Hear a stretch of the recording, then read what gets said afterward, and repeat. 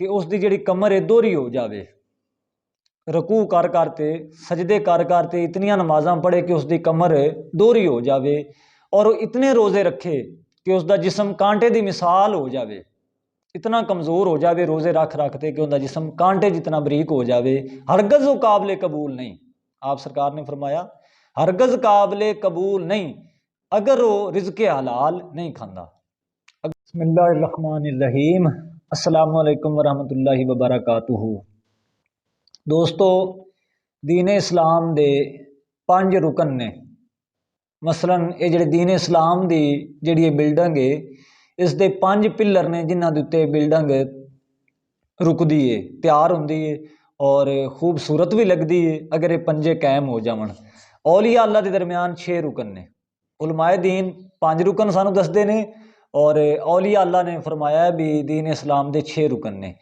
और वो 6 रुकन किवें ने और उलमाए दीन के नज़दीक 5 रुकन किहड़े ने और किवें ने, सरकार दोस्तों मैं तुहानूं इंशाअल्लाह तफसील नाल समझावांगा, दसांगा, कोशिश करांगा कि अल्लाह पाक तुहानूं समझण दी तौफीक देवे। दोस्तों, दीन इस्लाम का पहला जिहड़ा रुकन है वो है कलमा तैयब, ला इलाहा इल्लल्लाहु मुहम्मद रसूलुल्लाह सल्लल्लाहु अलैहि वसल्लम। और दूसरा रुकन है नमाज, 5 गाना नमाज। और तीसरा रुकन है हज। और चौथा रुकन है ज़कात। 5वां रुकन है रोज़ा, जिहड़े आप महीने के रोज़े रखने हैं। और दोस्तों, ये तने उलमाए दीन के नज़दीक 5 रुकन, मसलन 5 पिलर ने। औलिया अल्लाह के नज़दीक 6 रुकन ने।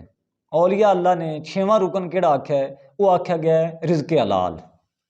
और बिल्कुल मैं इतफाक करना और उन्होंने गल नाल मैं बिल्कुल दिलों ला मन्ना तस्लीम करना, क्योंकि हज़ूर अलैहिस्सलातु वस्सलाम की हदीस मुबारक है कि कोई बंदा इतनियां नमाज़ां पढ़े अगर वो लुकमा ही हराम खांदा है, रिज़क वो हराम खांदा है, हलाल और हराम के अंदर फ़र्क नहीं समझदा, वो जितनी मर्जी इबादत कर लवे वो उसकी ज़ाया हो रही है, वो काबिल कबूल नहीं हो रही।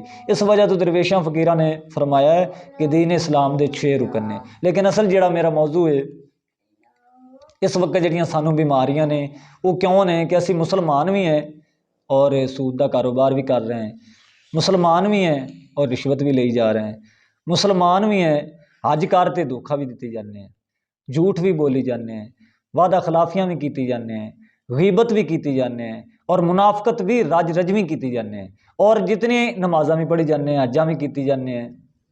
मसलन दीन इस्लाम दे बज़ाहिर अच्छा दाड़े सुन्नत मुबारक भी रखी हुई है, सिर ते भी पग रखी हुई है, तो जदों असी अंदरों वेखने ना अमल नूं वेखने तो अमल सारे दीन इस्लाम के मुखालफ हैं। क्यों ने, वजह की है?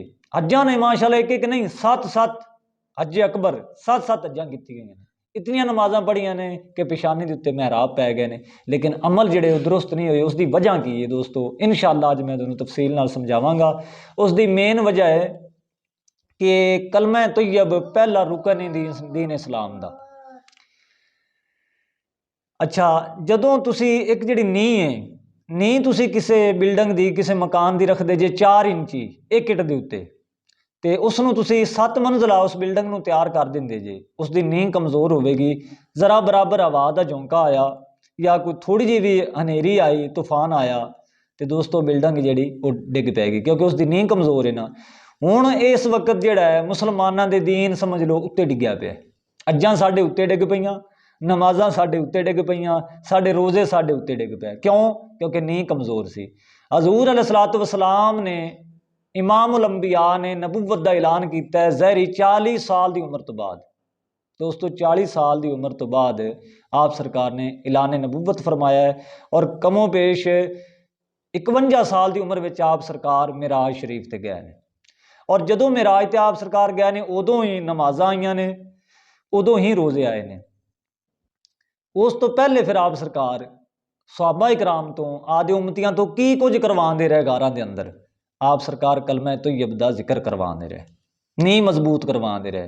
फिर दोस्तों फिर तुसी वेख्या है कि दीन इस्लाम की जिहड़ी फिर वो बिल्डिंग है वो जिहड़ी कैडी खूबसूरत तमीर हुई और कितनी दूर दूर तक वो फैली। ਉਹ ਜਿਨ੍ਹਾਂ ਨੇ ਬਿਲਡਿੰਗ ਜਿਨ੍ਹਾਂ ਨੇ ਨੀਹਾਂ ਮਜ਼ਬੂਤ ਕੀਤੀਆਂ ਸਨ ਦੀਨ ਇਸਲਾਮ ਦੀਆਂ, ਉਹ ਜਿਸ ਤਰਫ ਵੀ ਗਏ ਅੱਲਾਹ ਪਾਕ ਨੇ ਉਹਨਾਂ ਨੂੰ ਫਤਿਹ ਔਰ ਕਾਮਯਾਬੀ ਅਤਾ ਫਰਮਾਈ। ਇਸ ਵਕਤ ਜਿਹੜੇ ਹੁਣ ਦੇ ਅਸੀਂ ਮੁਸਲਮਾਨ हैं, ਸਾਡੇ ਉੱਤੇ ਦੀਨ ਡਿੱਗ ਪਿਆ। ਵਜ੍ਹਾ ਕੀ ਹੈ ਕਿ ਸਾਡੀ ਨੀਂਹ ਕਮਜ਼ੋਰ ਹੈ। ਅਸੀਂ ਕਲਮਾ तो ये पढ़ना या तो ਸੌਣ ਲੱਗਿਆ ਜਾਂ ਅਜ਼ਾਨ ਸੁਣਤੇ ਜਾਂ ਕਿਸੇ ਵਕਤ ਉਹ ਖਿਆਲ ਆ ਜਾਵੇ तो पढ़ ਲੈਂਦਾ ला इलाहा इल्लल्लाह मुहम्मद रसूलुल्लाह की ਗੱਲ ਇਹ नहीं कि कलमा तैयब मानिए पाक, ਇਹ ਇਨਸਾਨ ਨੂੰ ਪਾਕ ਕਰ ਦਿੰਦਾ ਹੈ, ਜ਼ਾਹਿਰੀ ਤੌਰ ਤੇ ਹੀ ਨਹੀਂ ਅੰਦਰੋਂ ਪਾਕ ਕਰ ਦਿੰਦਾ।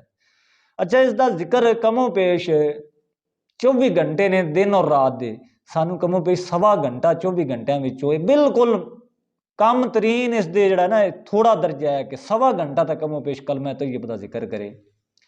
अगर 1.25 घंटा भी नहीं कर सकता तो चलो घंटा तो करे, अगर घंटा भी नहीं कर सकता तो वो 30 मिनट तो लाजमी करे ना, क्योंकि इतनी तो मसरूफियत कोई नहीं कि जी तेन अल्लाह के जिक्र तू इतना ही रोक लेंदी है कि तू 24 घंटे 10 तो 12 घंटे तू सोना है और 10 तो 12 घंटे तू इस फानी दुनिया की मुहब्बत पिछे बज्झा रहना है इनके कम्मां दे अंदर, तो तू फकत 1.25 घंटा ही अल्लाह ताला के जिक्र में नहीं गुजार सकता।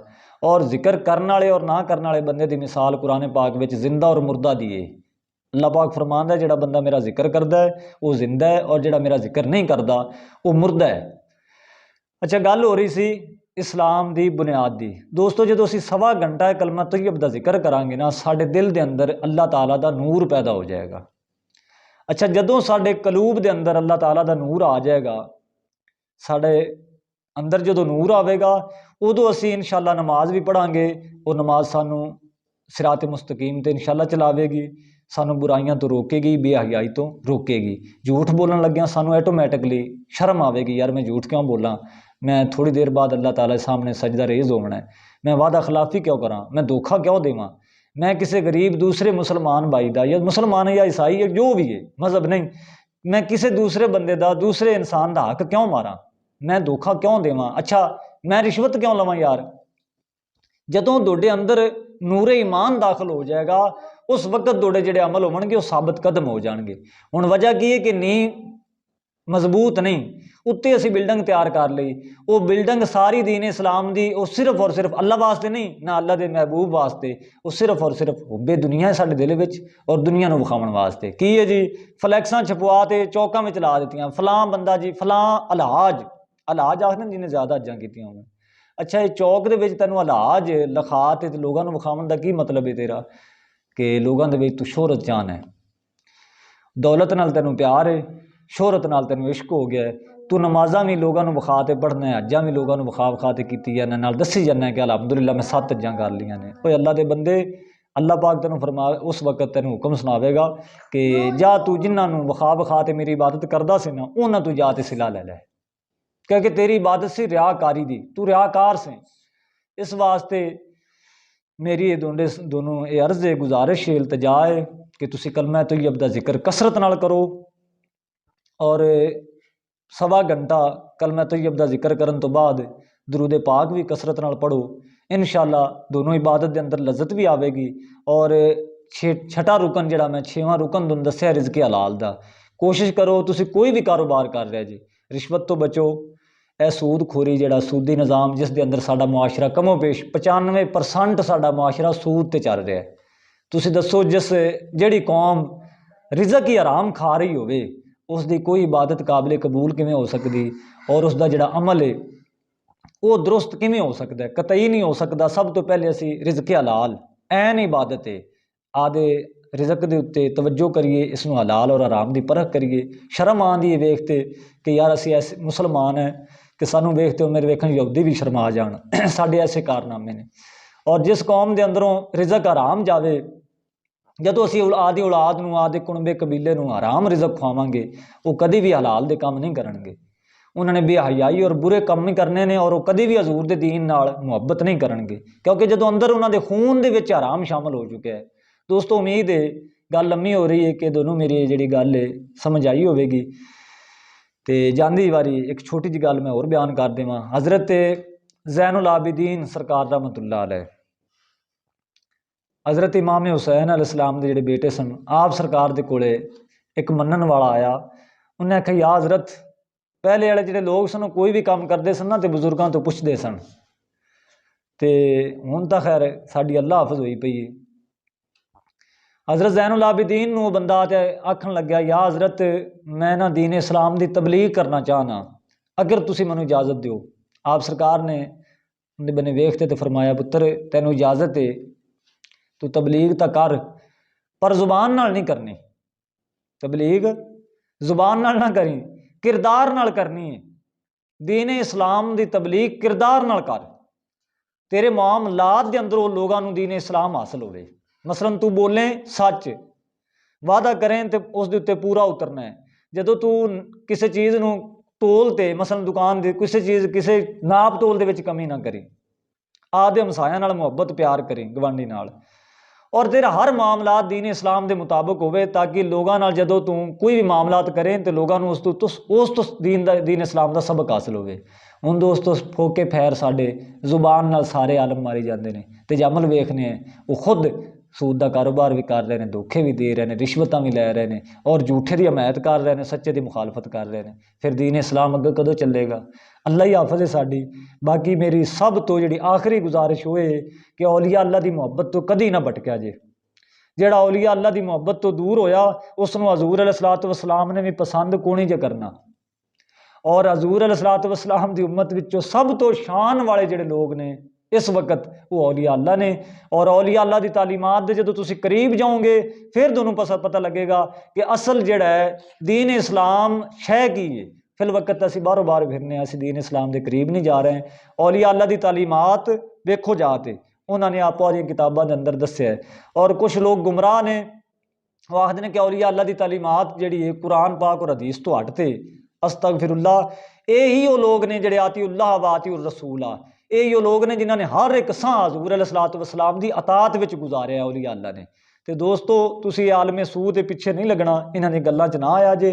औलिया अल्लाह की तालीमात विच जाओ, उन्होंने कुरान और हदीस का जिहड़ा निचोड़ है वो कढ़ ते आदियां किताबां दे अंदर लिखिया, ताकि लोगों नूं, असीं अरबी जुबान नहीं समझते, सानू छेती किते हदीसां भी अरबी विच आईयां ने और कुरान पाक भी अरबी, क्योंकि आप सरकार की जुबान अरबी सी।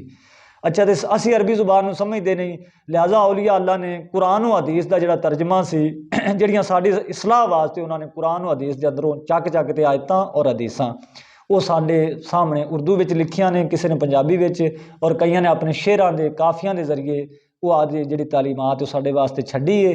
तो ये मेरे दोनों गुजारिश है कि तुसीं औलिया अल्लाह की तालीमात नूं जा के वेखो और पढ़ो, और बंदे नूं भी उसदी ही गल सुनो जिहड़ा औलिया अल्लाह नाल मुहब्बत करन वाला है और उन्होंने बरहक मनन वाला है।